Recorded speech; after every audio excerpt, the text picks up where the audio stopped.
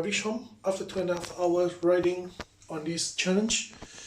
Apparently I did 43 kilometers.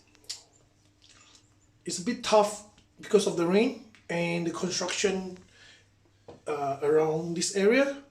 So a lot of path is being narrow, especially between the route between the Tane Road to Robinson Road. I mean on the Doherty Road. Doherty Road is quite tough because of the road has been narrowed for the construction.